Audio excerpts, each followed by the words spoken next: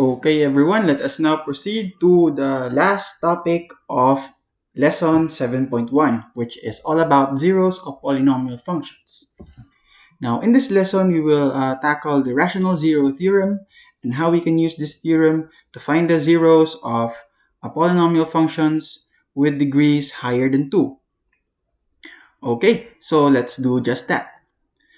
Okay, so let's go to the definition. If f of x is equal to an x raised to n plus an minus 1 x raised to n minus 1 all the way through a1 x raised to 1 plus a0 has integer coefficients and p over q, where p over q is reduced to lowest terms, is a rational zero of f, then p is a factor of the constant term a0 and q is a factor of the leading coefficient an.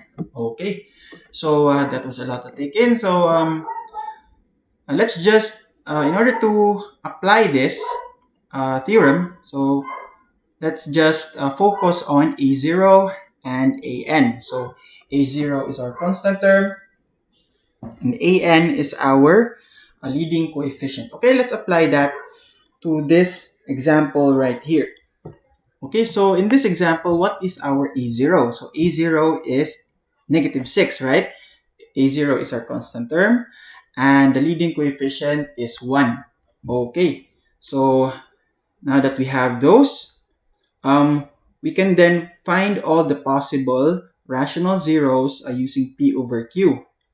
But we need to find the factors of a0 and an first. Okay, so let's do that.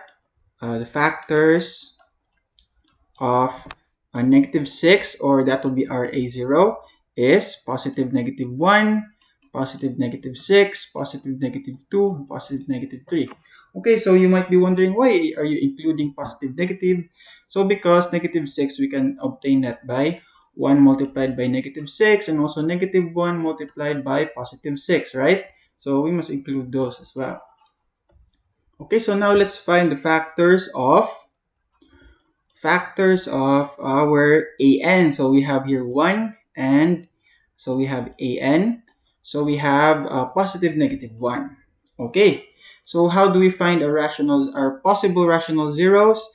We divide p over q. So p over q, are the factors of our a0 and q are the factors of our an.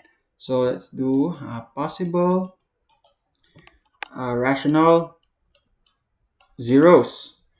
So that would be, so positive negative 1, positive negative 6, positive negative 2, positive negative 3, all over positive negative 1.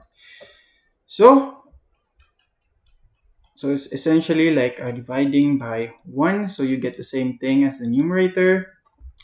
So all our possible rational zeros are the same as the numerator, positive negative 3. So these are our possible rational zeros.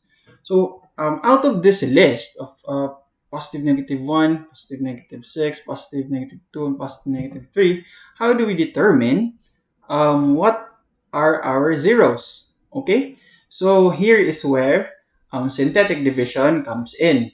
Okay, let's try, how about positive 1, okay? So if we were using positive 1, then that would mean that our divisor is x minus 1, right? Okay, so 1. Okay, so what we have here, we have the coefficients 1, 2, negative 5, and negative 6. Okay, bring down 1. 1 times 1, that would be 1. And then 2 plus 1, that would be 3. 3 times 1, 3. And then you add this 2. So you have your negative 2.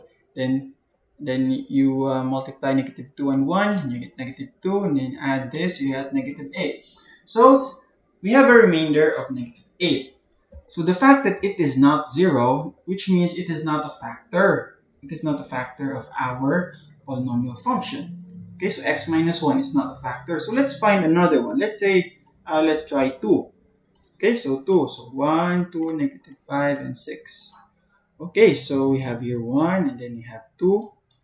4, that would be 8, and then 3. 3 times 2, that's 6, and then we add, we get 0. So that means x minus 2 is a factor of our polynomial function.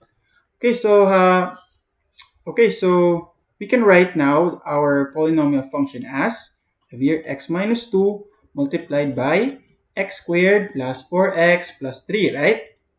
And then if you want to find the other zeros, we can just factor this out using the different techniques in factoring out quadratic expressions. So our f of x equal to x minus 2, then we have x plus 3, and then x plus 1, right? So to get our zeros, let's just equate this to 0. So it's equal to x minus 2, x plus 3, x plus 1. Okay, so we just use the zero product property. X minus 2 is equal to 0, plus 3 is equal to 0, and x plus 1 is equal to 0. We get x is equal to 2, equal to negative 3, and x is equal to negative 1. So these are all of our zeros. Okay, so that's how you apply the rational zero theorem to find the zeros of polynomial functions of degree higher than 2. Okay, so thank you for watching this video. I hope you learned something, and see you in the next one.